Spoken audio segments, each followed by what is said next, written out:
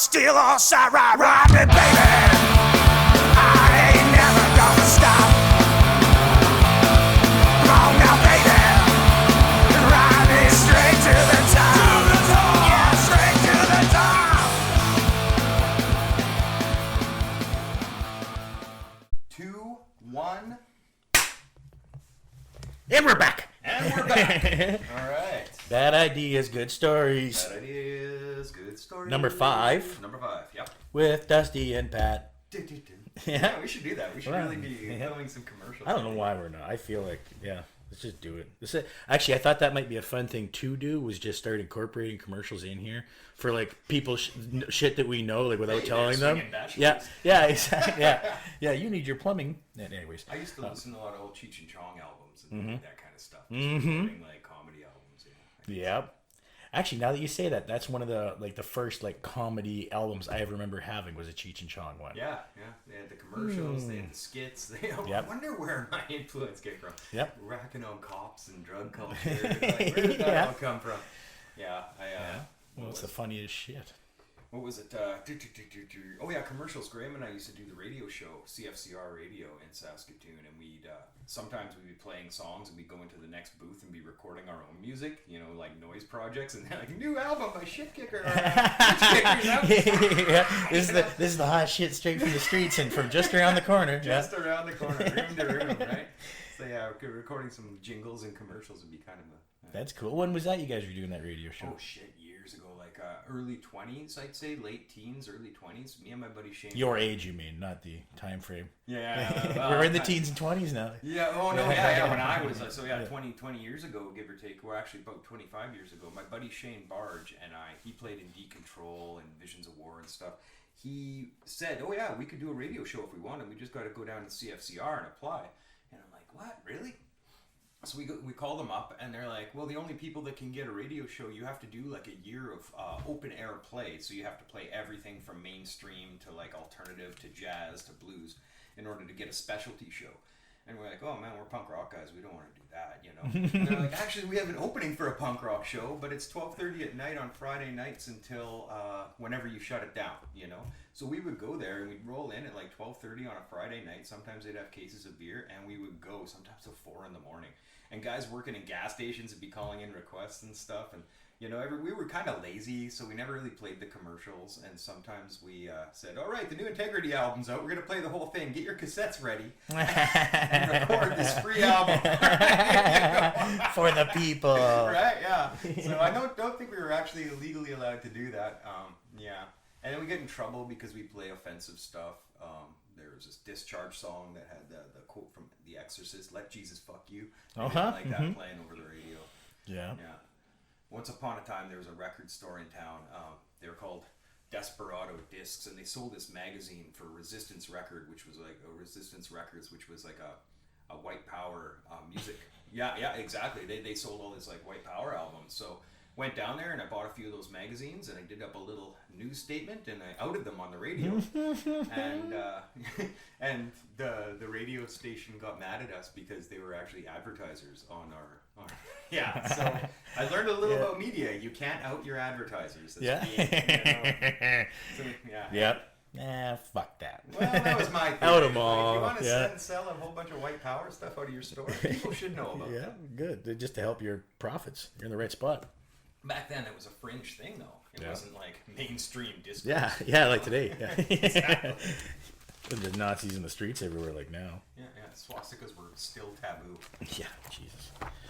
Yeah. So you said you had a bit of feedback from some listeners of things you thought, or they thought maybe we want to talk about. Yeah. I've got get into that. I've got a couple people that want. I like the feedback. I like people giving us ideas on what they think we should do if they think we suck. Technical difficulties are always nice. Thanks for giving us a heads up on technical difficulties if we run into them. This needs to be closer. It's gonna get loud. All right. Is that better? Russ? Russ? Can you hear me okay? That's better. All right. So we got Scott from Saskatoon who mentioned that he wouldn't mind hearing some of our tattoo history stories, and a little bit about either Saskatoon tattoo history or our own tattoo history, which is cool. I like that idea, talking about what we got, when we got it, and where we got it. I forget that people aren't part of tattoo culture. It's a big part of what we do, you know, that's dude screwed and tattooed and all of that, but it's not everybody's life. And so this might be a bit of that walking on the wild side thing. Sure. Yeah. When did you start getting tattooed? I got my first one New Year's Eve Y2K. I was grade 12 and I was 17. And yeah, me and my two best friends, we drove up to Saskatoon because it was fucking the year 2000. We were graduating that year, and we got all intentions of getting as fucked up as humanly possible while we were doing it because we weren't sure exactly what was going to happen at midnight. Everybody was like seriously tripping out. So we're like, well, let's go get tattoos because we might not get a chance. So we both, or all three of us, all got the same shitty fucking tattoo. You got matching? And oh yeah, we got matching tattoos. Yeah, and in a garage.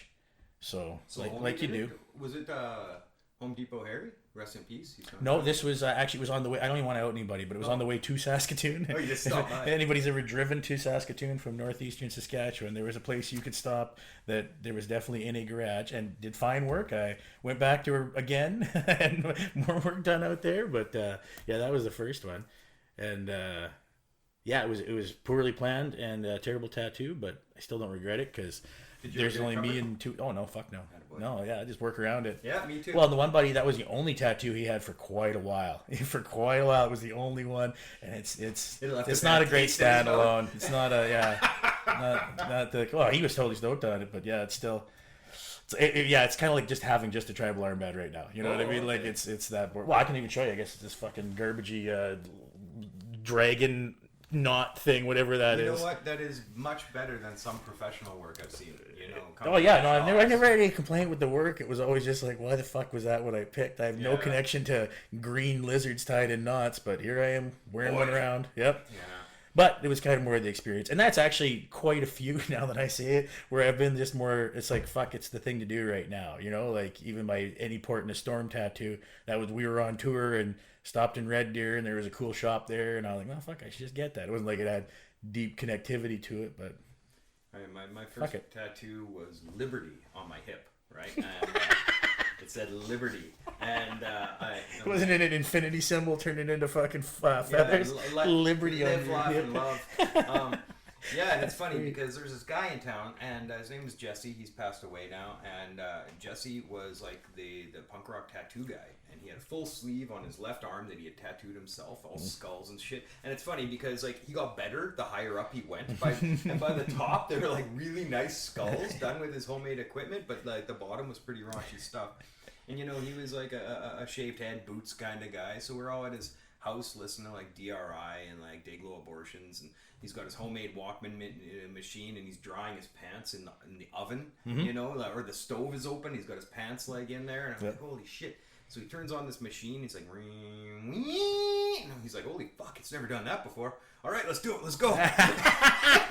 It's never done that before. Can I get next? Yeah. Yeah, right. So he's tattooing me. We're sitting there shooting the shit, and you know, I got it because of the Liberty and Justice for All, the Agnostic Front album at the time. Okay. That was kind of my Agnostic Front tattoo. But Liberty means a lot to me. And right in the middle of it, poof, his pants start on fire in the kitchen. So he's running around trying to put this shit out. But yeah, I was so stoked on that. I think I was like maybe 16, 15. I tried to tattoo myself when I was 15 with homemade equipment, but it was just junk, and I ended up getting it all covered. Like it was like dots, skid dots, and like little crosses with razor blades, and you rub the ink in and stuff like that. But that was my first real tattoo, and exactly, I worked around it. I never covered it up. Yeah. Why? It's a time and place. Exactly. I'll always have the little story attached to it. Well, once upon a time, when you got a tattoo, it was a commitment. It said, from this point on, I'm going to wear this. And I think that's largely been removed with, like, you know, the tattoo removal and laser removal. People come in, they say, well, I want this tattoo for now. I can get it removed. Yeah. And that wasn't an option. I've never had that mentality. Yeah. Well, I didn't either. You know, I'm like, I'm making this decision, and from this point on, it's going to get darker or bigger. If I don't like this, it's going to get bigger and darker on top, and bigger and darker on top of that. And now you can just go zap, zap, zap, and get that stuff crackled away. You know, I think it's changing people's perspectives on commitment. Right? Getting deeper.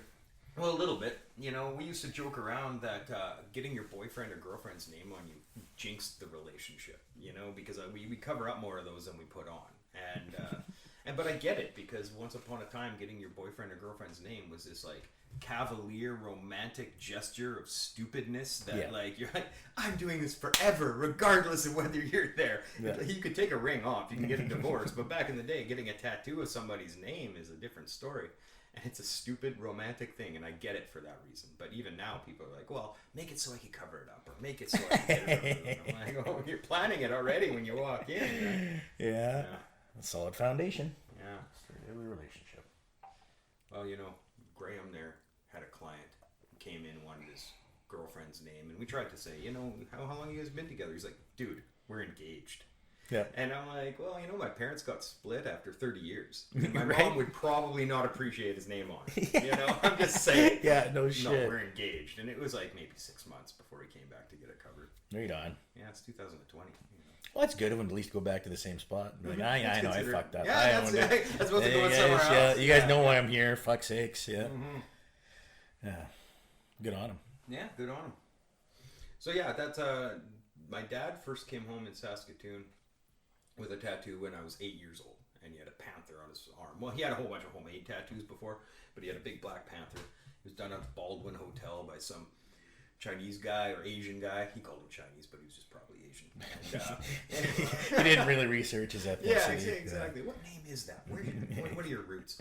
But I grabbed it, and that was the first time I ever realized that tattoos hurt. And my neighbor, he had a big, he was like in the military at one time. He had a big eagle across his chest, and he'd mow the lawn with no shirt on. And like my grandpa had army tattoos from back in the day, so it was always just part of my lifestyle.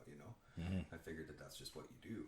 And then when I got into tattooing, learning more about the Japanese aesthetic, where you start with a full back piece, then you move down onto your legs, then you get a chest piece and you work on a bodysuit. Like they consider what we do one point tattooing. You have a tattoo right there, as opposed to the Japanese idea where it's like you have a tattoo, it's a bodysuit. And it was really weird when I went to the sentos and the onsens in Japan, like the public bathhouses. You walk in and everybody's buck naked, and they're all just in a big line and bathing together and washing next to each other. Heaven. There's not much to hide. There's not a lot of I guess modesty, and people just deal with it there. And I wasn't looked at any different than just seeing a person with a tattoo. Because if you see a person with a tattoo there, it's usually a big fucking tattoo. The little tiny stick and poke ones aren't, or they would consider, a small piece like this about a stick and poke, And if you have a tattoo, you have a bodysuit, or you're working on a bodysuit. And it was kind of cool in that they didn't look at me that bad, but it was also very closely linked with organized crime over there, like having a bodysuit. So yeah. So you get better seats at restaurants and that sort of thing. Yeah, that's it. A lot of nods from the police. Eh? A little. I was hanging out with I'm monopolizing the conversation. You tell me some of your tattoos. What do I got to talk about? What do you got tattoo stories. What's the anchor? What does it say? That's my any port in a storm tattoo. So what does that mean to you? I was on tour, and you just, sometimes you got to spend the night on a couch or in a ditch. And actually I do have kind of a funny story attached to that. My youngest brother Matthew phones me up one day, and I just told this yesterday on a different podcast, but I'm going to tell it again. And he said, hey, I wanted to get a tattoo across the back of my hands. I was wondering if I can get the same one as you got there, that anchor with the the storm in every port kind of thing. And I was like, yeah, absolutely, man. I don't give a shit. You're my brother. Do what you want. And I said, but it's actually any port in a storm is what he is. And he goes, yeah, but I'm really more of a storm in every port kind of guy. And I was like, yes, you are, brother. You are definitely a storm in every port. So that's what he got across the back of his hands. And that's excellent. Yeah. And I thought it was cute that he phoned to ask first. Is it cool? I went, it couldn't be cooler, honestly. Oh man, and like I'm not proud of some of my history. I've done some stupid ass shit. I like smoking speed till 6 a.m, and everybody in the room is like, yeah, we should all get matching tattoos. I'm like, oh, don't fuck around, I got the gear out in my car. And they're like, oh, you're pulling the wrong guy's legs. Yeah, you wouldn't do that. I'm like, you want to watch me, and all of us get tattooed with the same machine, same needle. I'm the last fucking guy because I'm the dirtiest out of everybody. I know these guys are all pretty regular citizens, and I'm the gentleman. I know, I'm the grimiest guy. I'm the last one in the game. What's gonna pile on top of my hepatitis? No, whatever. Exactly, right? And so we all ended up with these anchors on our ankles, and it's fucked because I run into some of these people sometimes, and they're definitely not the same people. But there's a couple that have these tattoos, and we're still super tight, They're the guys that probably should have had a matching tattoos. Like they kept that current, but some people went off. Like God knows. Like, yeah. Veering. Yeah. That anchor lifted. I don't even know what that means. Oh Lord. But yeah, okay. So I did mention that I was on a podcast yesterday. How'd it go? Really fun. Had a really good time. It was Canadian Talk with Stefan, and it's Stefan Jackson here in Saskatoon. And if you guys want to check him out, stefanjackson.ca. He's got his stuff up on there. He's got a bunch of different episodes.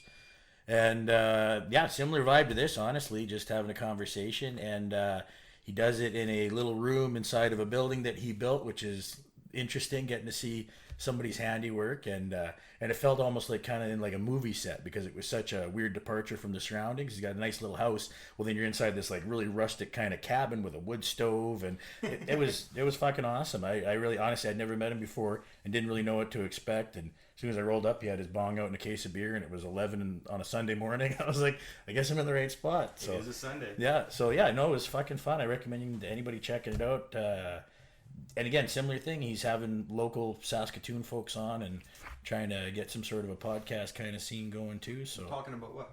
What was the topics of conversation? what did we talk about? Well, he had a few questions. He had like kind of some little segments. I mean, we did do a word association game. You know, Rorschach test. Oh fuck, dude. Yeah. Why do you have so many pictures of my parents fighting? I'm pretty sure if you can fail it, I definitely did. I don't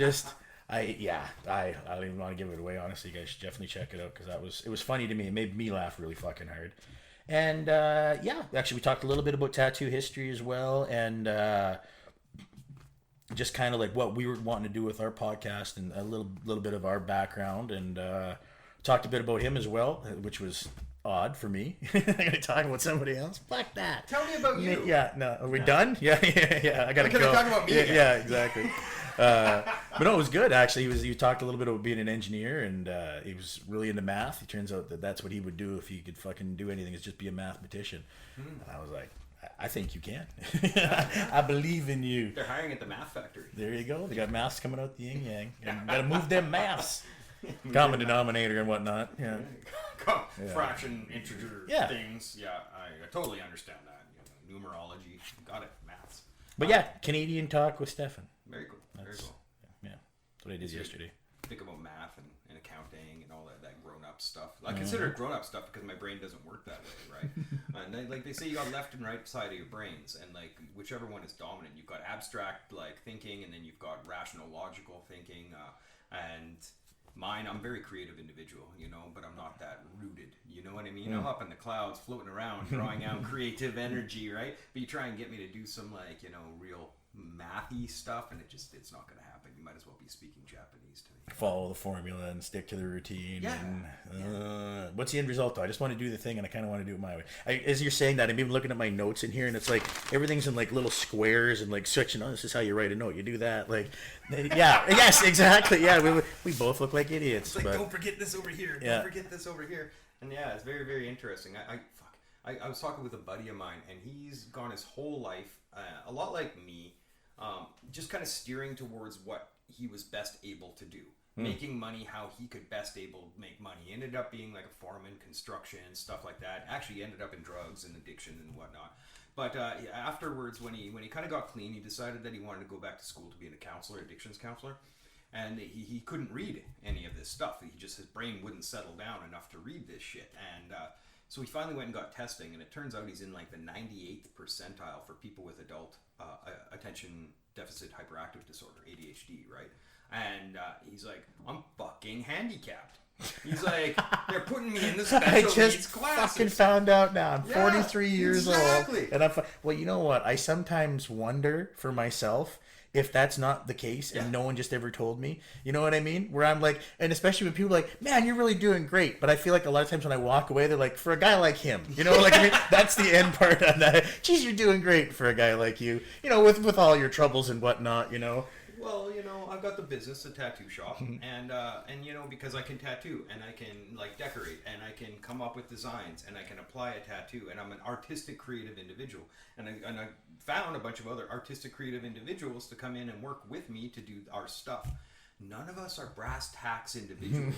So we need to hire a front desk person to answer phones and to make appointments and to take the cash and to figure out the to taxes. make a business actually work, hey, to keep the lights on and the doors open. So I'll talk to other business owners, right? Yeah. And like they don't realize that I'm like, I like to say I'm just a fucking punk rocker. I don't know. I'm just like making it work. I'm surprised I've gotten this far. But these guys are like, so tax season's coming up. What are you going to do with your A5354 form? And I'm like, I don't fucking know. Like, you're going to want me to call up my mom who does most of my bookkeeping? Because, like, I pay her to do that shit. I'm like, and I feel like a fucking handicapped kid. But the fact of the matter is, I probably am. You know what I mean? Yeah. I probably am. I just avoided that pathology my whole life. And when we came up, we were problem kids. We weren't attention deficit. You know, you get a smack upside the head and get your shit together. And smack upside the head. I've had enough head trauma throughout my life that I probably do have some form of CTE that I don't even know, been undiagnosed, because it's like, well, you're high functioning. Like, you're doing fine. I mean, just if we did test you, you'd be alarmed, you know? Yeah. Well, and that's the thing. So Buddy here, he's going to school now, and like he's taking college classes, but because he got this pathology, because he got this test done or this testing done, they said, hey, no, you've got a legitimate condition.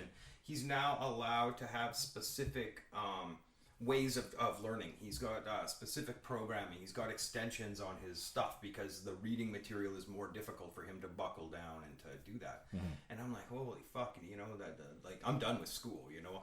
I got my business, you know. I got those hustles. You say that. Well, you're a challenge and education driven kind of guy. If all of a sudden you decide you want your fucking bachelor's in something, you're gonna be like, oh, this is what I'm doing now. I don't think I fit into that system. I'm just saying. You know, I just I love to learn. So I'll read books I'm interested in. I'll love documentaries. I watch that kind of stuff. But when I'm learning, it's a visual, it's an oral. You know what I mean? It's an oral learning. No, it's a visual and auditory learning where I can't sit there and just read. I do pick stuff up if I can read with narration following along, and that makes a big difference for me. So I don't think, at least without that testing, I could probably go and get through like a college level course, you know. And I know I'm not a dummy, which is very interesting because they wanted to put me into special needs schools for learning disabled kids when I was young.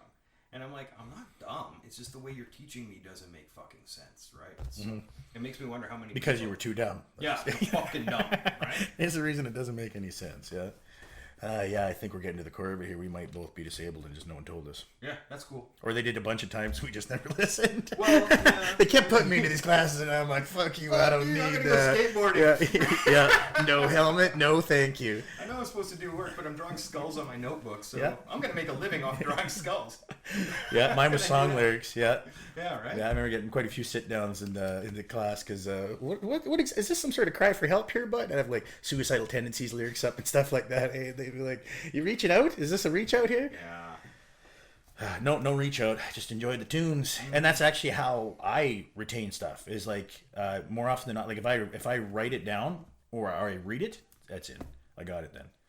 You know, but yeah, if I'm talking about it, fuck no, I can't. I usually can't remember what we talked about during these by the time we're done. But when you review it, you're like, wow, I said something insightful. Oh Jesus, that's cool. That's what you think, eh? All right, well, that's the illusion that's being perpetuated. Oh no, like I'm walking away from our conversations, and this is another way I learn. I walk away from our conversations with a different insight. You know what I mean? And case in point, it was one of the ones that got edited from our first one. We had a debate about gun control, and Dusty changed my mind on a lot of things during that debate, and you know, and that's the thing. But we got to be careful not to get too hot. Teach their own. Everybody's going to learn if they want to. Yeah, the information's out there if you want. I'm going to agree to disagree on this. Well, it's interesting we're talking about that education stuff. I wanted to mention this. I watched this. I've seen it before, but I just watched it again last night. It's on YouTube. It's 45 minutes. Jane Elliott, Brown Eye, Blue Eye. And it's this teacher who, I'm not sure how many years ago, let's guess like maybe 30, 40 years ago, started instituting this program where she put the people with blue eyes in a class in a position of prejudice. You know, like they were treated as second-class citizens. And they were treated badly from the moment they walk into the class. And anytime they complain to the teacher about their mannerisms, she's telling them they have a learning disability or that they're the problem and that they need to get with the program or get out. And then when they don't learn anything, it's their problem. And it's a very interesting it's very interesting, I guess, like vantage point to that institutionalized prejudice and racism. Like people, when they go into these systems, if they've got certain disadvantages across the board, they don't understand the language, they don't learn in a certain situation, and then on top of that, these authority figures are continually telling you you're stupid because you don't get this. You're a hard learner. You don't belong here. You need to go to a special needs school. Well, they don't really take into account the other factors, you know, like living a life where you're always like ducking and dodging, you know, and being stepped on, right? Well, and I think that makes lots of kids shut down. Like when you're home life, that's what you're concerned about, is walking on eggshells, not to upset anybody, or you're always trying to sneak away from it. Well, then you go to school and somebody comes down on you hard. A lot of kids shut down. Like they don't even want to engage them because they don't want to be picked out to come down on again, because they're fucking trying to dodge this at home. If I can just sit in the back of the class and be quiet, no one fucking looks at me, then I can get through this. And is that what you're supposed to be doing? We're just hiding out in the back to get till it's done? Like, you're just ducking and dodging your whole life until you're free, and then you don't ever want to be put into a box again, right? And that's kind of what happened to me, you know. So yeah, that her stuff, Jane Elliott, the Brown Eye, Blue Eye, is about racism. But I think this also applies to, you know, people that grow up with like an alternative sexuality, people that grow up with learning disabilities, people that grow up in domestic situations of abuse. You know what I mean?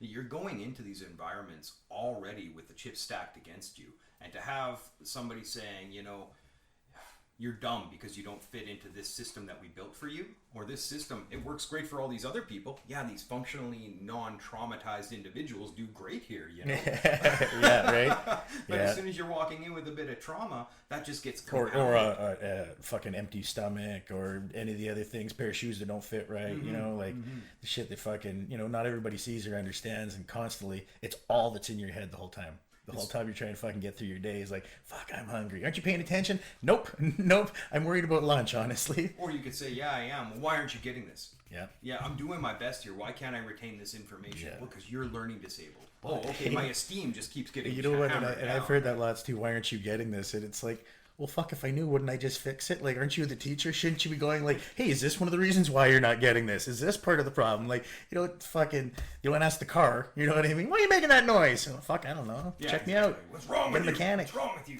Yeah, I don't know, man. Those systems are really weird. And, you know, I'm thinking that, like, well, actually, this is, I talked to my therapist about this shit. I really see, like, she's worried about the future. She's worried about the alt-right. She's worried about, like, the rise of totalitarianism in the States. What I think we're seeing is a very fast change happening. And we're actually witnessing the dying gasps of an old system struggling to survive while a new system is coming, is like the birthing pains of a new world, is basically what I think we're actually witnessing. We're witnessing an evolution of people respecting each other, of understanding each other's pain, listening to the communication. Like we mentioned that social media is almost like interconnecting the world, right? And so I think we're seeing the dying gasps of an old system, and hopefully the education system of tomorrow is a lot more open to, you know, those things. I don't think it's inevitable. It's inevitable. They're not going to be able to use that language. Fuck. I was in grade 9 in Mount Royal School again. This is fucking classy school. There's a kid in my class, in the middle of class, there's Native kids in our class. He's like, yeah, I think there should be open season on Indians so we can drive down 20th Street with our guns and fucking pick them off and do society a favor. Teacher didn't say shit. Didn't reprimand this kid. There's no consequence for him. Just put him on a fucking list. That guy's gonna commit a hate crime for sure. He is a walking hate crime. Right. I'm sure this guy's like Joe Date Rapist, jump on anybody who's a different person, you know. Oh, Joe Date Rapist. So yeah, like that stuff was standard when I was like 13 or 14 years old, you know, like F-bombs, that stuff was like nothing. That's just what you fucking said, you know. Yeah. So now we're trying to be considerate individuals. We're trying to grow as individuals, and I think if you don't, you're staying in yesterday's system. If you try and change as much as you can, you're moving towards tomorrow's system. And I think I made her feel a little bit better because she's freaked out. Like, white nationalism, it's gonna be, you know, they're gonna take over. Well, that's just somebody who's feeling their control slipping and they're fighting harder and harder to hold tighter and tighter. Mm-hmm. That's all it is, you know, and they can't, you know. I think it's been proven you can't beat somebody's ideas out of their head. Right. You know, it's like ideas are bulletproof. You can kill one person and 5 more people say, why did he get killed?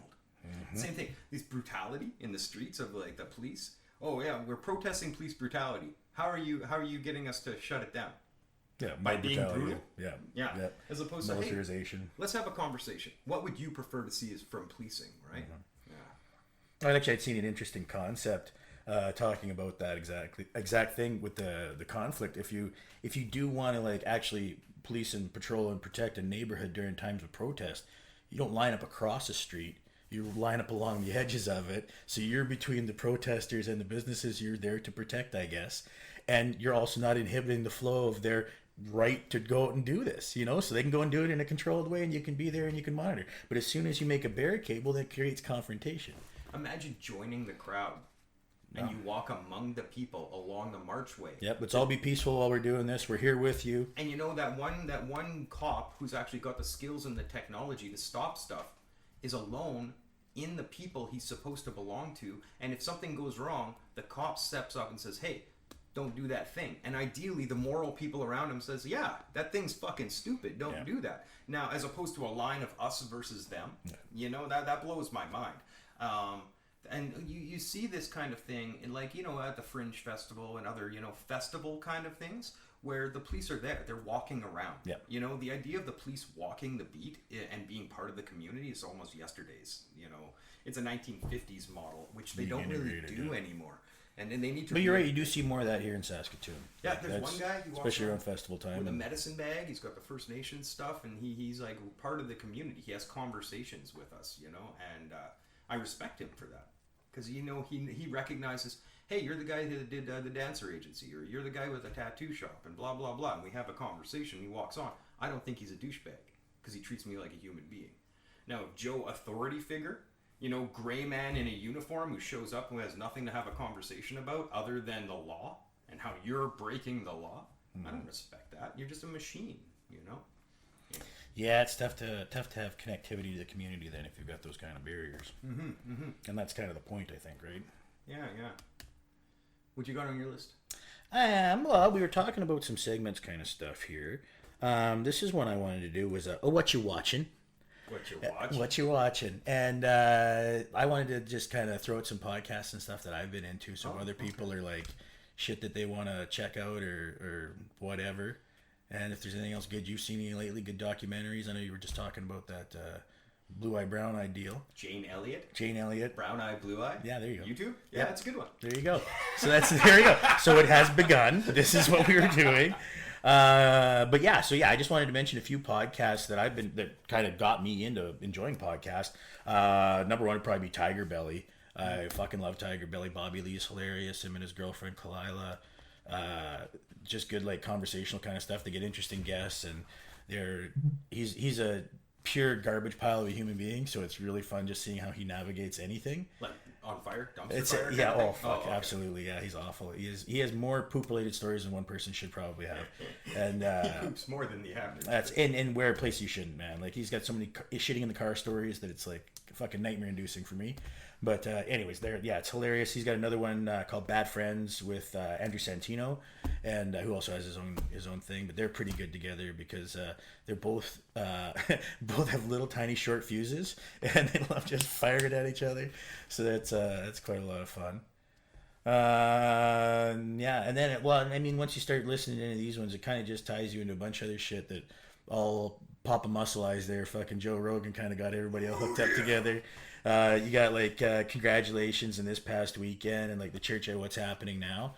Church of What's Happening Now is always entertaining with Joey Diaz. Actually, you mentioned edibles earlier, which we should talk about that because that's his whole fucking thing. Is he'll eat like an obscene amount of edibles or fucking whatever he's gonna get into, and then him and his little sidekick there bullshit for a couple hours, and it's always good. I don't know if you know Joey Diaz, but he's like an old kind of Cuban gangster. Okay. Spent a bunch of time in jail in fucking Colorado. Is he MMA?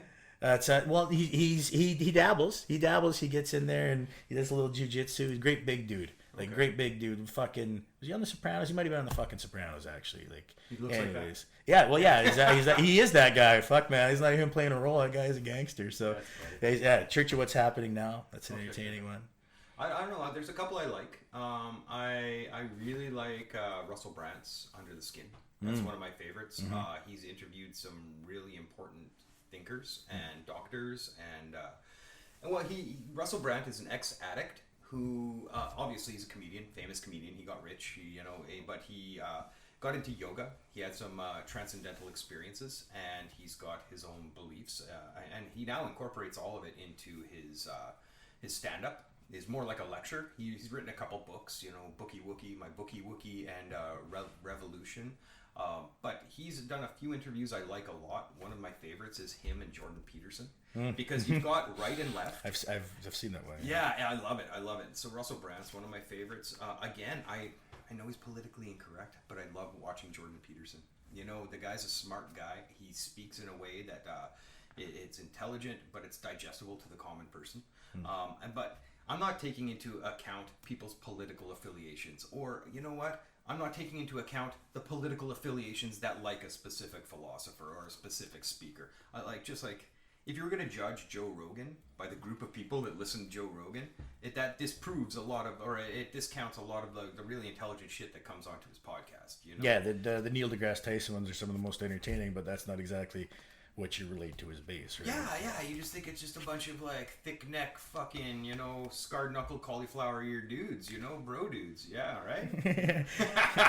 That's how we do. I'm drinking a fucking Zions right now. I don't give a fuck. Monster! These are too prominent, these ears, for them to be cauliflower. It would just literally look like in a case of I want broccoli ears. Yeah, broccoli ears. Shrek style. But that's the thing. So I listen to a lot of Jordan Peterson. I really like his philosophy. He's got religious philosophy. He's got psychology. I dig his stuff. But the Russell Brand is I like his a lot. That's something that really bugs me about today's culture, where if you listen to a speaker or you share some valid information, you're automatically pigeonholed into being part of the crowd that also is sucking that guy's dick. Well, and a lot of times you'll be attached to whatever the craziest fucking thing they ever said was, instead of the valid thing. They're like, well, no, I don't agree with everything he's fucking ever said, but this I think is interesting, or this is presented in an interesting way. But then you get tied to yeah, well, he's a fucking misogynist because of this. And I'm like, no, I agree. I totally agree. I think he's a fucking misogynist, and I think lots of things he says does come from that angle, but he's intelligent, he's articulate, and he knows how to make an argument about whatever he's talking about. So that's fine. The forum is fine, right? He's very good at dodging accountability. Very good at dodging accountability. Yeah. He'll go off on some tangent that's very well spoken while not really addressing the super fact. One thing about Jordan Peterson, I'll call him straight out. He has no problem dismantling the left wing movement as being fanciful and idealistic without any rationality, but you ask him for the same critique of the right wing and he just won't do it.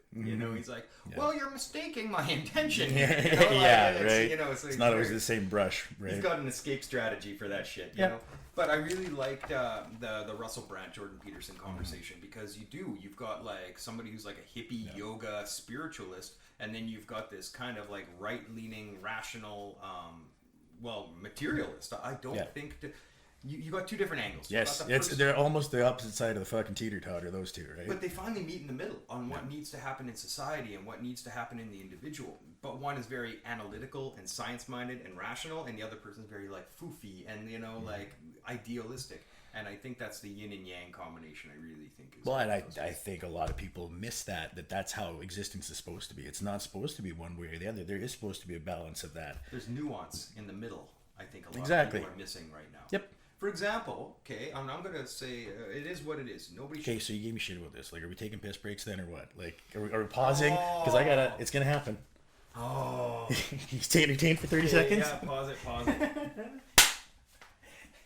All right. Okay, we're recording. All right, I'm waving in, and 1, 2, 3.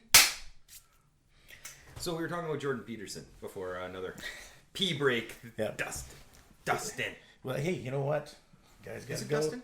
No, sir. Oh, Dusty is my Christian name. Really? With a Y. Yeah. Oh, interesting. It's not short for anything. I knew it. Dusty Deal. Sounds made up. Yeah, it's Yeah. You're a celebrity. Yeah, Dusty right. Deal. Yeah, maybe one day. So yeah, we're talking about that where you end up being pigeonholed with certain philosophers. Another one of my favorite philosophers is Friedrich Nietzsche, and he's no controversy attached to him at all. Well, right, and that's the thing. When I read Nietzsche, it's about self-work, overcoming your lower self to become the higher version of yourself. But a lot of people, obviously, because whack jobs have quoted him, and he's been misused by the Nazis and misused by eugenicists and all of that. I think they misinterpret the entire principle of what he talks about. But that's just me. You know what I mean? I look at it as self-overcoming towards being the better you. Now, I don't necessarily think of it as being, there's the upper echelon of humans and a lower echelon of humans. I only compare myself to who I was yesterday. You know what I mean? Am I doing better or worse than I was yesterday? Let's work towards that better version of me. That's, to me, the Ubermensch, the Superman, right? But I know, you mention him and all of a sudden people are like, oh, that's the worst thing ever. You can't be into that. You can't be into that. Ayn Rand would be another one where she's an author, and she did do some defenses of capitalism as like the optimal political system, which I don't buy into. But she has some interesting points about how important is the individual versus the collective. Is the individual as important as the collective? Should the individual sacrifice him or herself for the betterment of everyone? And how much of the betterment of everyone needs to sacrifice themselves to allow room for the individual free will to be free to do what they will and to aspire, right? So these are, I think, they put really important things on the table that a lot of people don't want to talk about. Because if you get down to the root of it, like, I don't know, how much do I need to sacrifice who I am so everybody is equal? Is everybody equal? Well, and I think that concept, it does change as our technology changes. You think it's a technology? I think it is, honestly. I think it eventually gets to a point where you have the invention and the intelligence and the ingenuity of only a small percentage of people that need to do enough so that everyone else can exist. Eventually we're going to get to a point where we've got systems that are automated for looking after the vegetables and shit, and a lot of the jobs that we have that you can automate, it's not like we need to keep them to keep people in the system. It's like, no, the system can sustain. Now it's about finding more productive ways for you to spend your time, and then this thing looks after it, and that would be a very interesting. You don't need everybody to understand how those work to have the benefit of it, as long as the people in control of those systems don't use it to just exert their power over everyone. Which is always the slippery fucking slope, and tend to we think always is do. the direction that would happen. But again, more. This is if our human development is linear, then that's only going off of the level of basic intellect that everybody had previously, right? So if we look at like other times where there's been big advancements in power structures, and it's like, yeah, but those people are still basically fucking cave dwellers. It was 300 years ago or whatever. So as we become more intelligent, we should be more enlightened, and there should be less chance of that happening. Are we becoming more intelligent, or are we just having better access to communication and... because I don't think our physiology has changed over the last. Well, I don't think it needs to, right? I don't think it's. I don't think it's necessarily like a physical evolution. I think it's a mental, spiritual. Yes, and adapting your power and your time and what you do with this to, instead of like grinding to exist, maybe it is spent fucking experiencing what the mind can experience, or coming up with new philosophy, or that's a very new technology. Well, leisure allows development. Yep. Leisure allows self-development, invention, innovation in like the self and invention. Literally, I'm down tinkering in my workshop because I have the time and freedom to do that. It's very interesting. There was this commentary I read online where it said that these riots or this uprising that's happening all around, I guess it's starting to be the world, right?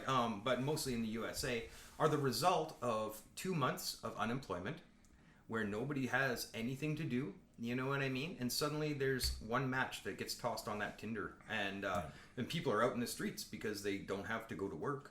It's not like they're losing the money anyways; they're broke, and that's when that evolution starts happening. I know when I was in a position where I could make my own schedule for work, that meant I could also be doing my Tai Chi or my meditation or my martial arts or my art and developing the things that made me have self-esteem and self-worth. Now, if I was grinding, and I think about this every day, and I'm so thankful that I'm lucky enough to do what I love for a living. If I was grinding, I had to be up at like 5 in the morning, get my gear on, get to the work site, grind for 8 hours, 10 hours, come home. I'm beat to shit. I'm just going to do whatever the fuck I can to relax before I repeat it 5 times a week, and then you get a weekend off. What do you do to maximize your leisure time? You pound booze, you do whatever the fuck, you pound your wife, you pound booze, you do all these things because your life is miserable. Because, in the European model, what is it? I think there's like a 3 or 4 day work week. You work 6 hours a day and then you get 3 days off. And people are happier. Crime is lower. You know what I mean? You do have more work goes around then, because if you're doing the same amount of work but you're committing less time to it, well, then there's another part-time job that opens up, or 2 full-time jobs, So you do have other people that are involved in the process then, and yeah, some people are making less, but if everything else is adjusting accordingly and inflation is actually doing what it's supposed to, and we're not paying obscene amounts for food and for rent and for fuel, well, then that doesn't really fucking matter that you're making less. Well, think about it. Once upon a time, our job was to secure housing and to feed ourselves, right? Mm-hmm. Yeah. That was it. Find a place to live, be safe, and feed yourself. Well, now all of that's taken care of. So now we just work to buy money in order to secure those things. Yeah, well, to still exist in it. We don't have to build the infrastructure anymore, but to be part of it, we have to pay rent on it, or we have to, pay a fucking lease basically to go and or your taxes on these. property. Yes, Even exactly. if your house is paid off, you're still like on the hook for property taxes. Pay the fees. Yeah. Yeah. So it's interesting. Like if we were to dial back our work week, and our work week, let's say, was also we grow food. We learn canning. We do things that are actually developed to taking care of ourselves and healing ourselves. I see our system changing significantly. Seeing our psychology and our self-awareness changing. And that needs to happen. Across the board, it needs to happen. I think human psychology needs to change pretty fucking quick away from like blind materialism and chasing money and fucking everybody over to survive towards more tangible like future things. Yeah. Well, you were talking about Diaz doing his edibles and stuff like that. And for those people that aren't from Canada, marijuana is legal here, so you're not Dusty's not breaking the law. Legal. And he might get slow, and hungry, but we're going to keep this I conversation don't know about you going. get slower or hungrier. So, But it's weird because lots of people do this stuff recreationally. And being legal in Canada, I'm very interested in the change in psychology that's going to happen now that people are allowed to experiment again. That the doctors and the lawyers and the judges can go legally buy a joint, share it with their wife, have a little trip, and see what the fuck happens. Will he go back to work and still be sentencing that kid who stole a candy bar to a year in jail? You know what I mean? Or will he start modifying his worldview a bit? Like, to me, it doesn't matter if it's like mushrooms or cannabis. It all affects me very similarly. I go on a trip. Dark side of the moon, introspection, that kind of crazy stuff. just from smoking weed, even. Oh yeah, yeah, man. Like it's not as Dave Chappelle calls it, a background substance for me. It's a very foreground substance. Fair enough. And the other day, me and the girlfriend, we went out of our way. We did some edibles, and I look at it as almost like a ceremony. I'm going to be touching parts of me that most people would consider paranoia, and because it gets crazy. I used to think it was paranoia. Before it was me just avoiding doing any self-analysis. It's like, oh my God, it tells me all the things I'm doing wrong in my life, and I'm not good enough, and oh my God, it's so paranoid, and it's such a bad trip. That's because I was afraid of really looking at what it was saying. And as soon as you really listen to what you're saying to yourself under these substances, it's not paranoia, it's self-work. Yep. You know what I mean? It's already shit you think. There's not new thoughts being put into your head. Stuff I don't want to think. By the mushrooms or whatever. It's like it's already there and it exists. You're just confronting it. You're not hiding it under the busyness of your daily life and other bullshit we distract ourselves with. It's dragging it out and making you look at it. And I think a lot of people really want to do anything but do that. I read this thing. Oh yeah, it was that Jane Elliott video, and I quoted her, and she's like, uncomfort often accompanies a learning situation. Discomfort, a learning situation is often enduring an uncomfortable situation, or uncomfortable truths. A learning situation is enduring uncomfortable truths, and you come out of that discomfort like these privileged white kids in the middle of the class with blue eyes being treated like second-class citizens. And this one girl was so angry, she stormed out of the room like, I've got a right to protest. You've been here an hour. You've been here an hour. Yeah, picture a couple generations worth of that. So that's the thing. If I go to that place, and I did, I went to the dark side of the moon and I came back, I had to look at all kinds of uncomfortable stuff about myself. But to me, I did a smudge before, I had a shower, I got my head straight. I'm like, okay, this is what I'm signing up for. I'm going to go to this place. I know what it's going to be like because every fucking time I do it, it's the same fucking thing. So, I went there and I took in some insight and I came back with a different vantage point. Well, it kind of confirmed the direction I'm going in, but like it refined some certain things. You know what I mean? Yes. Yeah. I like that. It refines some fucking things. When you do that shit with some intention, all of a sudden that's exactly what happens. You kind of go on an actual little trip, a little voyage on how this could go, and you kind of see. And it's sometimes there's fucking interpretation open to that. Like I don't know if I talked about it on this, but like the first time that I did like a guided meditation and found my spirit animal. Did I tell you about this? No. Oh fuck! It actually really tripped me out because like I was dealing with a bunch of stuff and like a bunch of physical ailments I was having, and so ended up doing this guided meditation the one day with this fucking CD, and the person I was doing it with, we did it exactly the same time and heard the exact same prompts while we were going through our mental voyage while we were doing this, but had totally different experiences, like seeing totally different animals and totally different forests we were going through in a totally different scenario. And after going through the whole thing and then kind of looking back on it and explaining it to people like numerous times over, like I could remember aspects of it as clearly as any other memory I've ever had. So the more I think about it, I'm like, well, maybe that was real, you know what I mean? And then since then, that's when I started like trying to pay more attention to like animals and stuff when I run into them in nature. And well, that guided meditation is literally going inside yourself. And a lot of this stuff is finding you inside that labyrinth. There's that old myth of the labyrinth. I forget what Theseus in the labyrinth with the Minotaur. So you're looking for the golden fleece in the center, which is truth, right? And you're going through all the different like hallways and dead ends, and you're going back. But somewhere in there is an ugly monster that you really don't want to contend with. But eventually you'll have to. And that ugly monster is what Carl Jung would call the shadow. All that ugliness about yourself that you try to stay busy to avoid. You know what I mean? When I was doing lots of drugs, you know what my favorite ones were? Cocaine, speed, booze, the stuff that would keep me away from myself. And I really hated going into myself because nothing to slow you down. Oh yeah, you know. And when I had my nervous breakdowns, and I've told a few people about this, it was the equivalent of being high, but I was sober. I had the exact, and it lasted months, you know. And it lasted months, and it wasn't any fun. Yeah. Yeah, it wasn't fun. Well, but I came back a completely and profoundly transformed individual. Like when it comes to my outlooks on things, some things are the same, but I've seen that ugliness side, you know. And this last time when I did the edibles, I had to do the self-evaluation that I am very against these dominant authority hierarchies, you know, and I stand against them. I really believe that they're wrong. But how much am I the dominant authority figure in my own little personal hierarchies? My relationship with my pets, you know what I mean? So, for example, I'm sitting there and my dog is standing on me, licking my head. And I'm like, well, I don't want her to do that. You know, get off of me. But then at the same time, I'm like, who am I to tell her she's not allowed to do that? Because I'm bigger and stronger than her, I think that I can tell her to get off of me. Because I can physically lift her up and move her. Well, how is that any different than some government agency with a whole bunch of guns and riot gear saying, hey, we want you to do this, and if you're not going to do it, we're going to make you do it.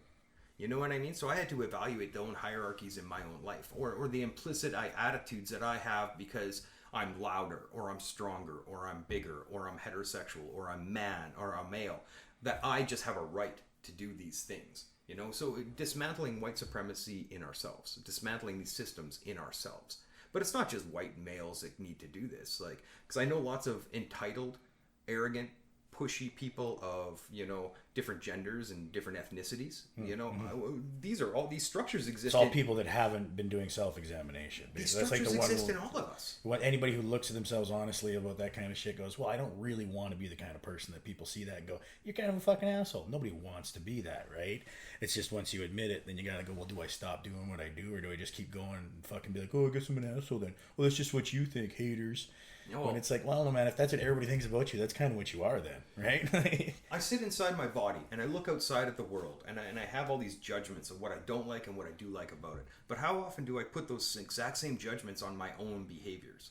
Almost like everything being a mirror, right? So if I don't like the attitude of the police, how much of that cop is in me? Yeah. You know, I read this thing from the 1960s student, yippie movement. And it's like, there's a cop inside all of us and he's the one that needs to be taken down. And that's very interesting. How much do I cop myself? You know, telling me what I can and can't do. Telling me who I need to be and who I can't be. You know, you can't dance. You can't laugh too much. You can't cry as a man, you know. Where does that cop come from? Well, my dad. Well, where did his cop come from? His dad? You know, and this is the entire system. And just in time for Father's Day. Just in time for Father's Day. And you know, my one front desk girl, Taylor Jade, she pointed it out that like patriarchy affects all of us. We're all victims to that system. You know, everybody, boys, girls. You know, there's the author Bell Hooks that said that the first victim of patriarchy isn't the woman. It's the man who has to emotionally castrate himself through rituals of power in order to fit in with other men. And if they try to regain their emotional connectivity, there's a system in place of other men that are still in those rituals that will use those to hammer him back into place. Yep. Right? Yeah, either like physically or emotionally. Yeah. So that's the real victim, the first victim, because then that victim turns into the oppressor. You know what I mean? And we need to go back and examine that if we don't want to be that thing anymore. And once everybody can do that, I think the society will get better. If we examine, why am I a dick? Yeah, right? We're looking at why I'm a dick. So yeah, like what is it? Medicinal plants. Like that's what really bugs me. Why was weed illegal? Why is why are mushrooms, psilocybin mushrooms, illegal? Why is DMT illegal? Why is technically I think ayahuasca is against the law to do an ayahuasca ceremony without. So why? Because people will wake up to the arbitrary authorities. You know? Yeah, no, I totally think that's. I assume it's a control mechanism because I mean, if it's an actual health and safety thing, then you regulate it. You know what I mean? Then you grow it and you regulate it and you make sure somebody's looking after it carefully. You don't just go, we're not allowing it, you know? But it's like, well, what are the effects of these things that you don't want to have in here? And when it's stuff like mushrooms or pot where there just aren't deaths from it. You know what I mean? Like, it isn't like, people aren't dying from weed. It's just not happening. So when it becomes not that, then you go, well, you know, what about the other physical things? And we haven't done the tests and blah, blah, blah. And it's like, that's bullshit. When you can have shit in your cereal that they haven't done all the tests on that's still going to give your fucking kids cancer. They want to push it through, they're going to push it through. The reason they don't want you to is because, like you said, you get home after a long day of doing something that's questionable for your fucking employment and you smoke a joint about it and you go, fuck, am I doing this right? Should I be doing this? Should I continue on this same path? And maybe you don't. And then all of a sudden, they don't have the tax dollars coming in from you doing that fucking thing. And exactly, it all starts to kind of crumble a little bit, right? Because if you don't want to participate in it, well, then they lose their power.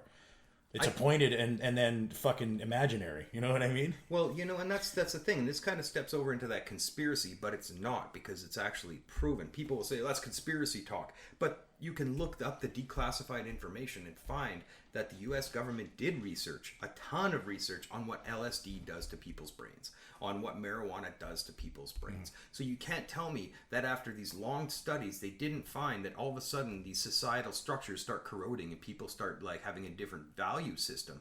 And then they say, well, we can't have that. Yeah. We definitely can't have that. We got to make this shit illegal.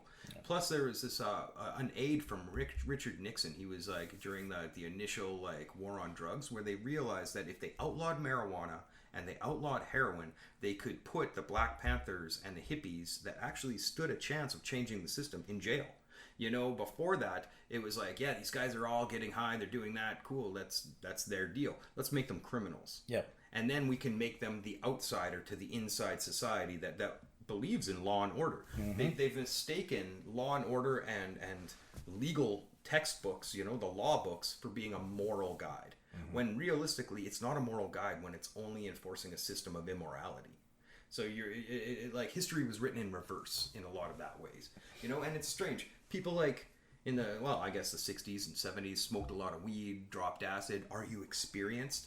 They came out as hippies, and they've got a different value system and they step outside of the economic system, and it's kind of a give and take. Hey man, what do you got? Give me what you can, because you're my brother. Well, fuck, we can't have an economy based on that system. Yeah. So, but these medicinal plants, I think they show us a little bit more of reality, and they take away from our arbitrary structures we've put on top of it. And that's dangerous. Absolutely, yeah. Because a lot of people think that it's adding something to it when it's like, no, it's removing it. It's taking away the veils and the bullshit that you've put up on yourself, and actually seeing the situation for what it is. And yeah, or it can be. Yeah, or it can be. Yeah, right. Yeah, and that's just it. And it's always affected me very heavily whenever I did that stuff. Like, it was profound, significant experiences. But I don't know if that's the same for everybody. You know what I mean? Does everybody have this experience? I have no clue how somebody can do mushrooms and go have a good time at the bar. because I'm just like, this is fucked. You're all fucked. This entire system's fucked. I gotta get the hell out of here. Well, you know what? I just want to go sit by the river. You know? I had a conversation about this once, actually. We were talking about, we were trying to explain to some other mutual friend about how much they should take the first time they're going to do, because they've never done it before. You know, like just take a little bit or take more, fucking whatever. And yeah, you may have a bad trip. You know, I'm like, I don't know anybody who's never had one. You know, if you've done mushrooms at least once or twice, you've probably had at least one shitty experience. And then Buddy points at this other friend of ours and he goes, well, he's never fucking had one. He says he's only ever had good trips. And I look at him and I go, yeah, but maybe he's got no demons. You know what I mean? Like, he just seems like he was a fucking straight shooter of a guy, you know, been married a long time to the same woman, got a pile of kids, just solid fucking dude. And I'm like, maybe he doesn't have dark corners to go fucking hide from when he's doing that. Maybe that's just me. Well, and that's and everybody else. But well, you know, I'm a religious studies nut. I love that religious studies stuff. A lot of that came from wanting to decipher my experiences when I had nervous breakdowns and like that crazy trip stuff. And when you just nailed it on the head. How many demons does Buddy have? Well, what's a demon?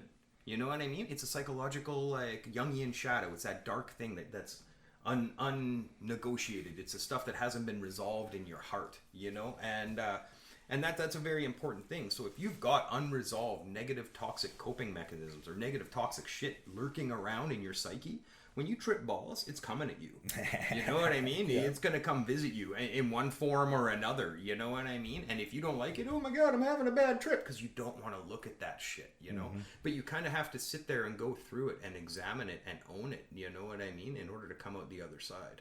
And I think that that process of going through hell and back is what the old school Gnostic Christians were talking about, being born again. Mm. You know what I mean? The Jews, they talk about it, or Judaism talks about it as Gehenna, the lake of fire. You walk across that, and if you come out the other side, you're reborn, kind of deal, right? But you have to contend with your demons. And now that's religious talking for what psychology says, the same thing, man, you know? And when people talk about that, oh, I don't like it, it makes me paranoid. Well, no, you're just hiding something from yourself, you know? Yep. And that goes back to that idea that I had about schizophrenics that are hiding under the bridge, under tinfoil hats, and they think that, like, there's surveillance systems and everything, you know. What are you hiding? What are you worried they're going to find out about? Yeah, exactly. What do you think they're surveilling? What do you really... Yeah. How weird is your porn? Exactly. What skeletons are you really concerned about being exposed, you know? And are you worried about them being exposed to everybody else, or are you just really worried about them being exposed to you? You know, because you can't hide shit from yourself when you're going to that space, right? Yeah. And it's uncomfortable, you know? It's gross. Yeah. That's what I experienced. I'm glad that my partner was with me when we did this little, like, ceremony, ritual walk around. We ended up hanging out in the trees, you know what I mean? Talking about stuff. I couldn't watch TV. I was just like, no, I don't need this programming being put in me. I gotta get the fuck out of here. Get in touch with nature. Yeah, it was a good one. Literally, touch some nature. Well, yeah, and she was looking up in the trees. Rub upon a tree. And she's like, I've never looked up at this angle before, because we saw all these different layers. There was like nests here and other birds up here, and it was like a city of birds. Yeah. And she started crying because of the beauty and how much this is in front of us at any time, but we just don't pay attention to it. You know, that's being truly in the moment, right? Mm-hmm. That's it. You're and it's funny because it is like you fucking do have like a physical veil on what you're looking at a lot of times. If you look up on the memory of it, if you're not in the moment, like there'll be times where, like, maybe I'll think about this and somebody will ask me what was on the wall behind you, and I'll be like, fuck, I don't know, I can't remember. That wasn't what I was focusing on. I wasn't taking in the whole thing. I was just doing this and kind of had tunnel vision. Whereas if I was basking in all of it, I could easily describe what it was, and that's interesting. Yeah, because then it's like you've blinded yourself to a bunch of shit that's in the room by just not appreciating it. Well, you draw yourself into your own little reality, your ego reality, and I think this stuff slowly corrodes the ego boundaries, where there's more than me. More is important than my little tiny wrapped up world. Your world is important. Your world's important. You know, that these bees, the ants, the trees, their worlds are important to them, and we're all interacting with them. But when we're off of that stuff, right back in there. Or I also have this theory that, like, certain drugs like speed or coke, they pull you even further into yourself. You know what I mean? Oh, sure. Yeah, you're like, fuck everybody else. What I want to do is the most important thing here. I'm important. How you gotta go from tunnel vision down to, like, pinhole vision. Yeah. And so that's very interesting. It's like, I don't want to connect. You know, I want to be in me. And that's a very interesting one. Yeah.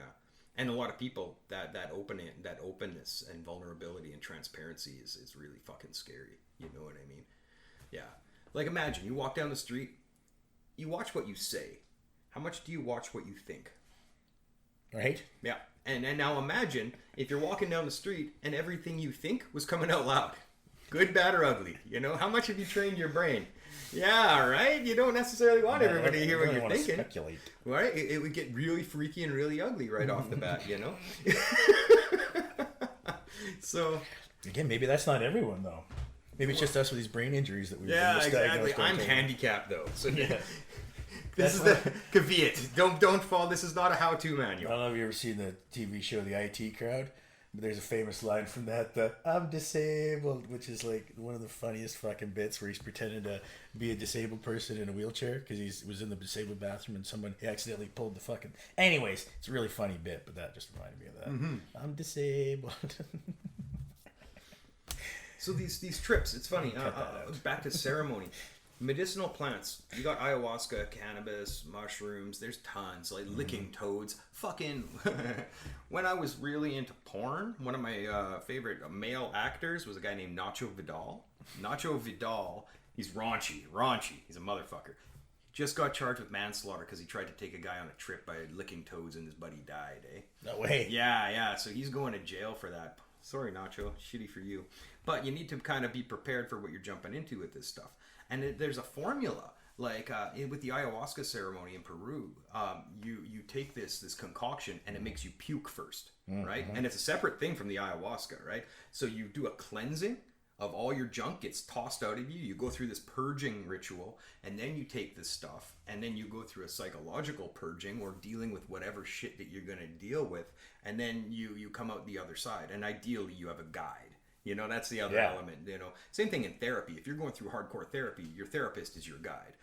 The shaman is the ayahuasca guide, and it's a very similar process when you go into a sweat lodge. This being Indigenous, people History Month. Sweat lodges. It's one of those challenge rituals where you go in there and for a while, ritual, am I going to survive this shit? Yeah, right? This is fucking heavy, Yeah, well, and there's lots of times where you can just be like even just being in a sauna where you're like, well, I could get out, but like, well, nobody else is, I guess I'll ride this out a bit longer. Well, that's ego, right? Yeah. Because I was in a sweat and like, it wasn't a bad one for me. But then in my head, I'm like, I've been through heavier situations in this, and this isn't going to kill me. It might hurt a little bit. It might be kind of panicky. But I was with people 2 rounds in. They're like, fuck this. I'm out. And I'm like, it's just your ego fucking with you. You're not going to die.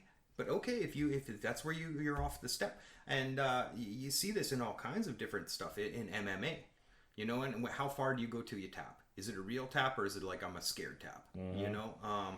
So there's my one buddy Randy was talking about sundances, and he's done sundances, and I didn't know they were as hardcore as they are. To do a sundance, you wake up at dawn and you start dancing, and you dance till sundown, 3 days in a row with no food or water. From the break of dawn. That's what he told me. And people come around, they make sure you're okay, but it's like it's an endurance ritual. It's First Nations endurance ritual, and he told me that they do it to kind of penance. They're suffering so that their family can have benefit. I'm doing this so that the people that are surrounding me, I'm paying for their... It's kind of like being a scapegoat for everybody else, And it's weird because that kind of carries over to the idea of Jesus dying for other people's sins. You know what I mean? It's like this one person taking on all of the world's problems and going through that pain so you don't have to. But the Sundance ritual or sweat lodge ritual are very similar. They're ordeal rituals, and I think that stuff's been taken out of our society. But maybe if we can go into those, walking through the paranoia of bad trips, that's the ordeal ritual. See, I wish I'd heard you say ordeal ritual previously, because when we were talking about, nobody gets punched in the face anymore, that's the concept I was thinking of without having a phrase for it. The idea that you have to struggle through something at some point physically to just come out the other side and then understand what that means. So sometimes it's a punch in the face, sometimes it's a fucking experience like doing a sweat lodge or... Yeah, it's ugly, you cry, you're a mess, but you come out that other side. And that's the thing about therapy, it's the thing about these ayahuasca ceremonies. it's also the thing about a lot of the kink community. If people are doing it for cathartic reasons and not just getting their rocks off, getting pants tight, or getting pants feelings from it, a lot of people go into these kink environments as an ordeal ritual. They're working through trauma of youth and and there's some people who are like, how much can I take? You know what I mean? And then there's other people that have said, I've taken so much, I need to put this on somebody. Are you willing to take this energy from me that I need to do this to somebody? And then somebody else is like, are you willing to do that to me? Because I need to go through this process. So in my expression of like kink behavior, it's been a cathartic thing. And I work with people that say, hey, I need to endure this thing. Are you able to do that? I'm like, yeah, I can do that for you. Because I've also been through a lot of crazy shit. So now I come out the other side. So I look at it all as ordeal rituals. One of my favorite authors is a guy, Joseph Campbell. And he's like an intercultural anthropologist. He studies like myth and culture and from all these different cultures around the world. And we're talking like England, Africa, Ireland, First Nations, all that stuff.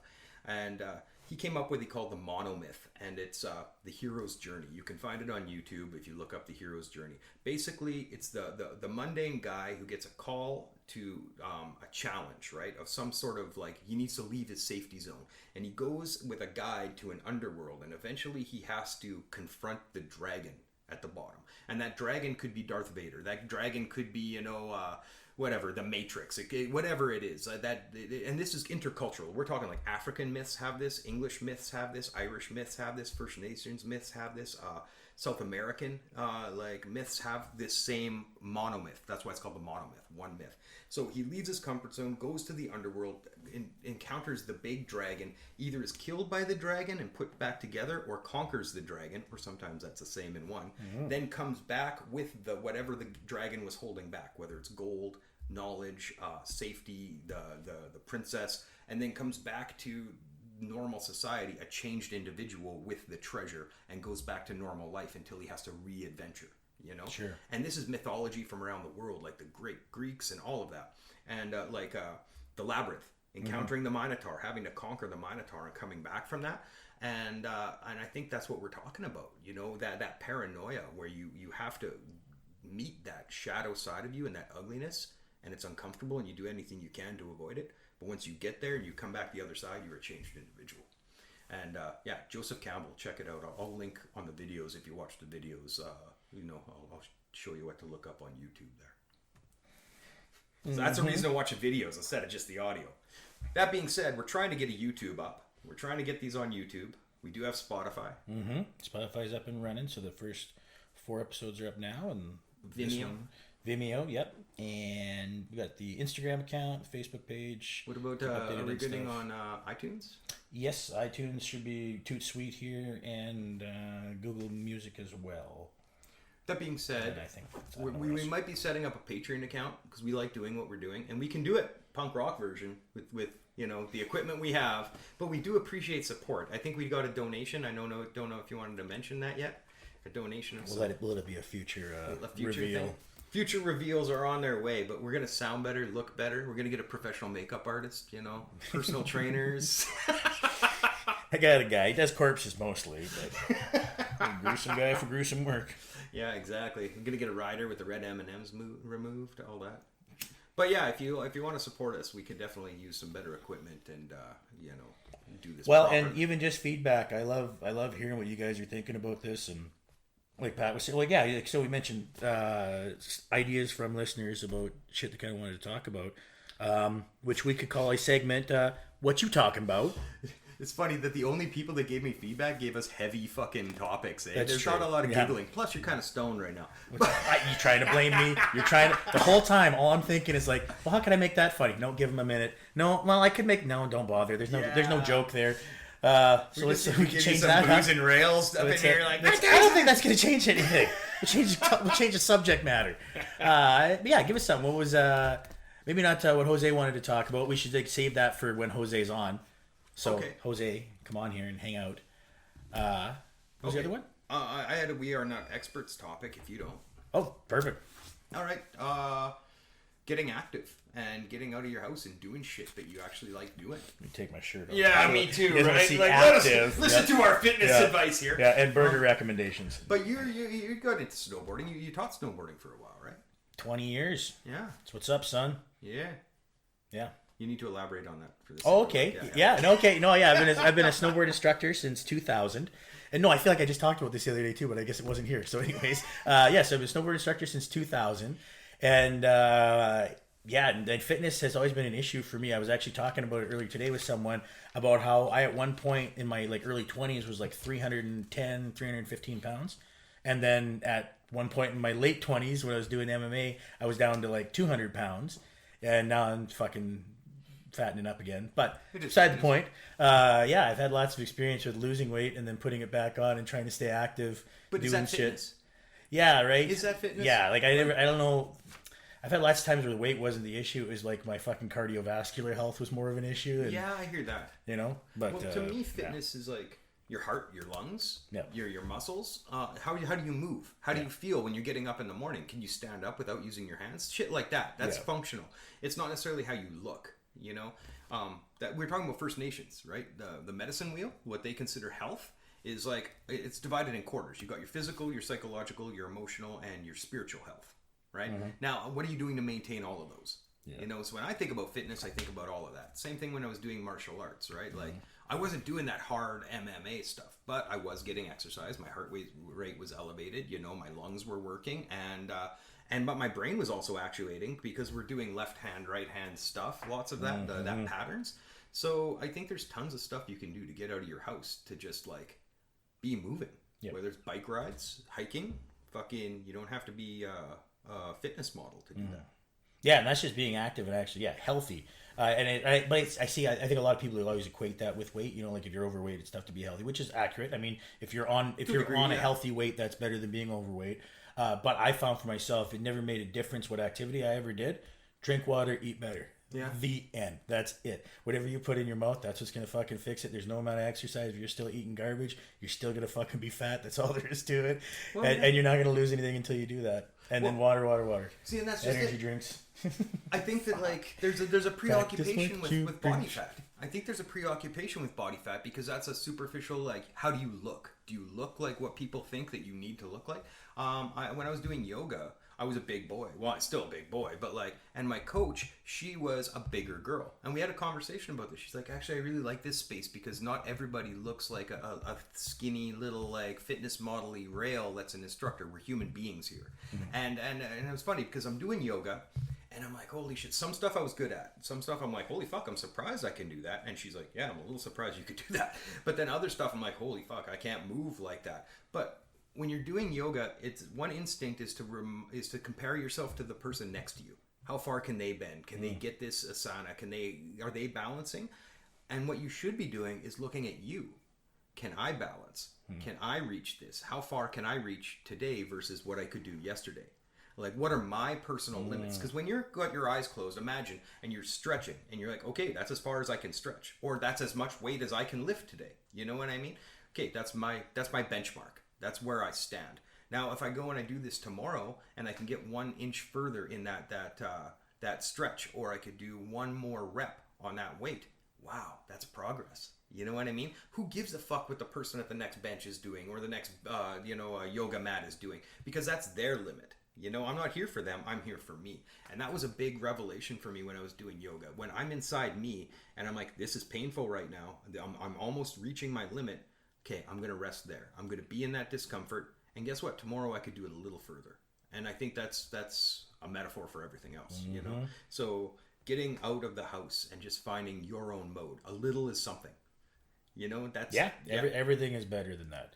Like for myself too, another thing that worked was kind of making it part of your existence that you had to move more. Like I stopped sitting on furniture for quite a while. I would just sit on the floor, cross-legged. It was awesome. It really helped my flexibility. And every time that I wanted to like go and eat cookies, I was like, well, I have to at least get up off the floor to go and do that, right? I can't just roll off a couch and go and get them, right? Have 2 straws, one for the liquefied food. Yeah, right. Yeah, so I had to put a little more thought into it. And then if I thought about it for a second, I was usually like, well, fuck, it's not what you're trying to do, bud. So just keep sitting on the fucking floor. That's the easiest thing you can do when you don't put cookies in your mouth. So, you ever see the cartoon? I think it's a Pixar one, WALL-E.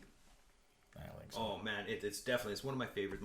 Having a daughter, you know, we watched all of those movies. But WALL-E is about like the single robot left on Earth when what was it? The huge Walmart kind of company took over the world. It became too polluted to live, and everybody had to fuck off and go and live in like these space stations until they could figure out that things could live on Earth again. And that's what, August this year? Yeah, That's right? When are we due for that? So these people, they're living up in these space stations for so many generations. They're basically built in, they're hugely obese, built into these moving chairs that give them all their food. They float around, they're constantly entertained. They're huge, just kind of like baby creatures that just like Sounds hot. well, right? And like they're like, "Oh, are we going to go play tennis today?" Yeah, and they go click click, and there's a little screen, and they tennis it out on their screens, just like video games, and that's tennis.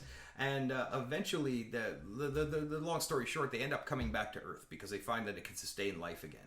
But these people are forced to get out of their chairs and try and move and try and live in the real world after being so removed from it for so long. And I think, if we just avoid falling into that, you know what I mean? Avoid that, get out of your house, walk your dogs. And I like that the last couple of months, seeing a lot of people with the lockdown, like they're out, they're walking, they're actually enjoying what life is, because maybe they're getting oversaturated with social media shit, Well, and you got the time. I've never seen so many people out on pedal bikes and skateboards and shit. It's awesome. I love it. Like, it's. I hope everybody keeps on track with that and just keeps fucking doing it, because that leads. It's a great city for it too. Like, if you like riding bikes around, there's 9 million miles of trail, and yeah, it's gorgeous. Well, we were talking about that before, like when people don't have the time to do these things, to do self-care in one way or another, right? Like, this system seems to be geared towards keeping you too busy to dial it back and say, hey, what do I need to do for me? Because if you do things good for you, it's not good for somebody else above you, right? It's a tough one. That Joseph Campbell, who came up with the monomyth, he also, out of all of these myths that he studied around the world and other philosophies, he boiled it down that people should discover their true love, their bliss, and follow their bliss. And he is a firm believer, and this is weird because he's an academic. He's not like a wooey, crystal rubbing new age guy. He's an academic who did the intercultural study, and he said that those individuals that find and follow their true bliss, the universe seems to make things work for them. Right. And if you do what you love, even if you come across hardships, you're doing what you love.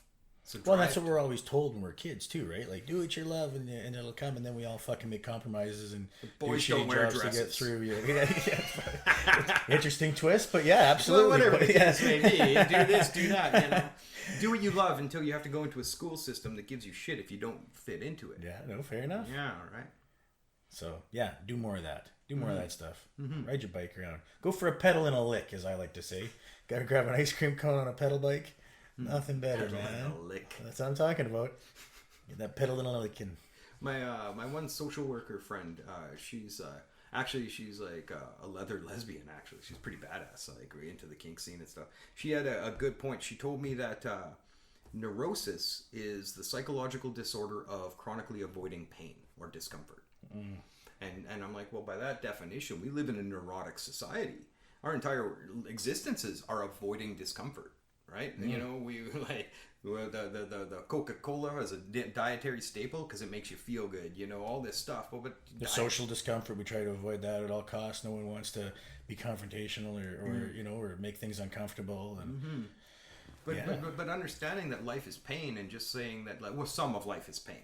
Life is pain. Understanding that like life is both joy and suffering.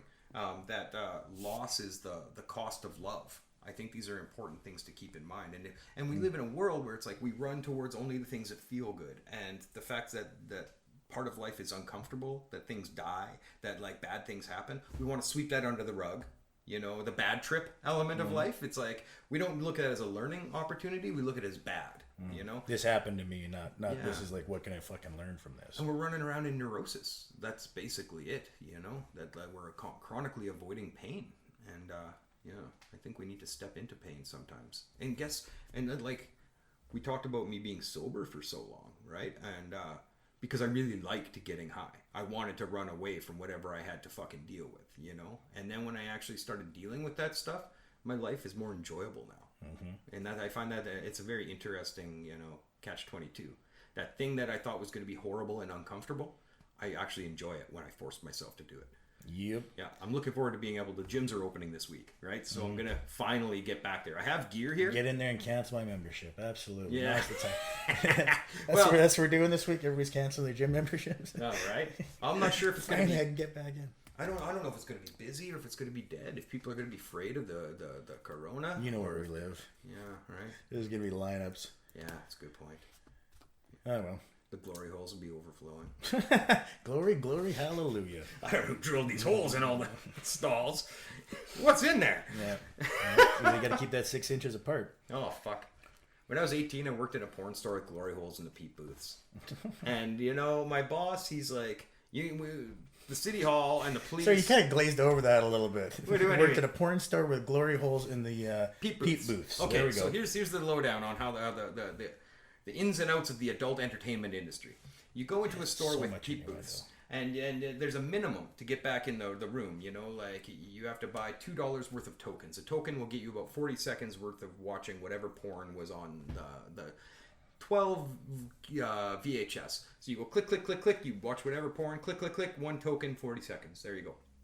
Cover charge, you need to get $2 to go back there. That's usually how it works. The screen goes up. There's 2 options. The screen goes up, girl comes out, starts dancing for you in live. That's one option. That's $1 for 40 seconds. Or the other side where it's $0.25. So guys would go back there and they'd buy their $2 cover charge and be back there for fucking hours, man. Like literally, like there was this little subculture of like guys trolling the peep booths, right? And like these things are manufactured with hip height holes that you can eat. When I first saw it, I'm like, oh, wow, why would you want to watch what's going on the other booth? I didn't realize what these were for. And it's a good way to get your eye poked out, son. Right. So my boss, he's like, well, the Vice Squad's cracking on us. We can't have these things open anymore. We need to screw over the peep booths, right? And I'm like, okay, so we get chunks of wood and we drill we cover up all the peep booths, the glory holes. And then... the dudes would bring in screwdrivers and unhook them because this process of sticking their dick into some random on the other side of anonymous was so important. You know, that's... You gotta get the right tools for the job. Well, man, that blew my mind. So then I told my boss, I'm like, I got an idea. We get wood glue, we fill them, and we smash some bottles, and we just roll them. Jesus Christ. He's like, that's a bit extreme, Pat. Yeah. I'm like, well, I thought you wanted to stop this. Because if you don't want to I stop thought you wanted to stop this. So I'm just offering real solutions here to a real problem, but he didn't like that. So yeah, the glory hole, experience was definitely, I've been to like some grimy places in my life, from tears to glory, right? I can, grimy. That's exactly. I feel like I could taste that place as soon as you started describing it. I'm like, there's no, things I no. won't repeat. There's things I won't repeat. The cleanup Nightmares. after the end of that shift was Jesus brutal. And this place was closed a whopping 2 hours a day. Like otherwise, it was open 22 hours a day. Quick mopping down and away you go. Yeah, and Swab the decks. As that's they when say. I accidentally realized that ammonia and bleach makes a fairly toxic mix. I'm just in there. I'm like, I gotta clean whatever's in here. Blah blah blah blah. And I'm like, ugh, I couldn't breathe. I ran out of the place because I just about chlorine gassed myself out of the place. So you mix bleach and ammonia, you come up with some pretty toxic stuff in your attempt to really make things clean. Gassing yourself in a peep booth is like. In a non-erotic way. That's like that is a ballsy way to go. Like that's a solid tombstone. Well, yeah, right. He died from like chlorine asphyxiation. Christ, Dirty adult peep booth. We also sold poppers at the time, and like if you're involved in the gay communities, or this is like amyl nitrate. They sold it as like a VHS cleaner or leather cleaner. And what you do is you stick it in your nose, and you're huffing gas. Like it'll like, whooing, you get a ringer, right? And every once in a while, one of these guys would drop a fucking bottle of poppers in the booth, and you open up that booth, and you just, it hits you like a ton of bricks, Man, it's a weird little environment. I guess you had to be there to feel the magic. Hey, is this adding up on top of the CTE? Hey, like the accidental doses of poppers and my entire fucking life, man. Yeah. Twice a week, somebody slapped me in the face with some lewds. Oh, Jesus. Yeah, naked guys trying to get you in booths and stuff like that and being as polite as possible, No, not into it. No, thanks for coming. I try. Mm-hmm. Other guys weren't. Fucking... And this was like the punk rock place to work. Like 3 or 4 or 5 of the different employees were all like punk rock scene guys, and we'd just get each other jobs, and like it was fucking grimy in there though, man, for sure. Anyways, so yeah, healing trauma. Yeah. For glory hole use, I don't know what we're talking about anymore. Yeah, Totally I fucking got sidetracked. distracted. Like I said, we're handicapped. Apparently. Yeah. I was like, well, that could be the title of this episode. Okay, we're handicapped. Yeah. Okay. So healing trauma, all of this stuff that we're looking at in the riots, in my self-care and therapy, and like all this medicine, isn't that the pivotal point that we're talking about? Is just healing the trauma, you know? Yeah, some sort of reconciliation. Yeah, I think that's and I look at it as like on multi-layered levels. You know, I've got personal psychological trauma, I've got physical trauma, like there's a societal trauma of people that are causing trauma to a people, you know, and how do we heal trauma? I think trauma is a pretty pivotal point in all of this. Yeah. Yeah. Yep. Well, yeah, it's the base of all of it, right? Well, I don't know. This I fucking guy. don't know how to make that funny though. How Like, many balls have you smoked, fucking, you maybe fucker? I should have 2 more there. Maybe. Yeah. No, more. Anyways, yeah, I don't know. I'm looking forward to the future. You know, I'm optimistic about the future. There's a lot of nihilists out there, but I think good things are going to come of all this. You know, Oh, I totally do eventually. I just concerned we may go through a Thunderdome situation on the way to that other side. I don't think it'll get that bad. Well, we'll see. I don't hope for that. It's a concern. It's It the would opposite need- of a hope, actually. it would need to hope be it a- doesn't happen. See, that's just it. People are stuck in this little like window of looking at what we see in our little cities, in our country, in our corner of the world. They're not looking at what's happening in Europe. They're not looking what happens in China or what's happening in Japan. They're not looking at the United Nations rolling in and saying, what the fuck's going on there? Like, yeah, there might be anarchy and chaos. Well, no, there might be chaos happening in a few of the cities in the States, and like the police will probably shut it down through a totalitarian military kind of move. But the dialogue is going to happen. That, why did this happen? How are we going to stop this from happening again? And it's not at the end of a gun. It's not at the barrel of a gun. I really think Minneapolis is considering dismantling their police force, which I think is ridiculous. I Yeah, think a lot of analyzation going on of Yeah. the systems that exist. And that's, I think, good. Yep. I think that's good. Yeah, well, yeah, if it makes it a more, it doesn't have to fucking wait this long. You know what I mean? It can be more of an ongoing process. We don't have to wait until there's a violent eruption and fucking fires everywhere before it's like, well, maybe we do a little bit of looking at it. Well, that's that bad trip. Yeah, that exactly right. That's that bad trip. That's the fucking other side of that bad trip. All right. Do we have anything planned for coming up next week? Any guests? We'll see if we can drag one out. Well, I mean, we have called Jose out loud now. It'd be nice to Yeah, have him. motherfucker. And yeah, well, I guess more suggestions on that would be great. Anybody knows anybody they want to have on? That we like. Yeah.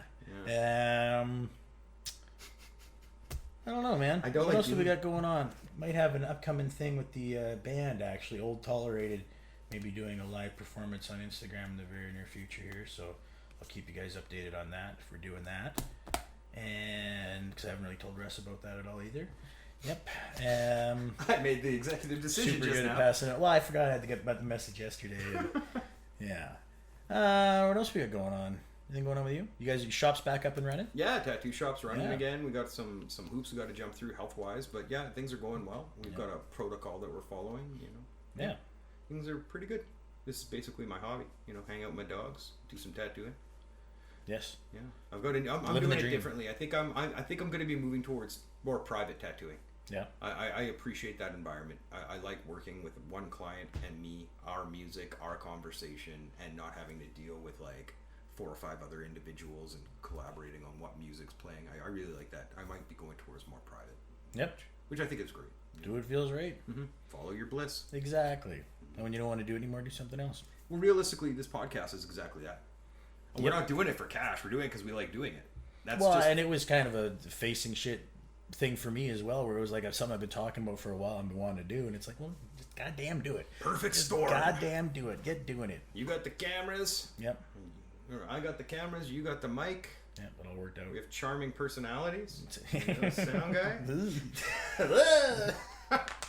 All right. Yeah, cool. Tune in next week. Yeah, you guys take her easy. Bad ideas, good stories. Peace out.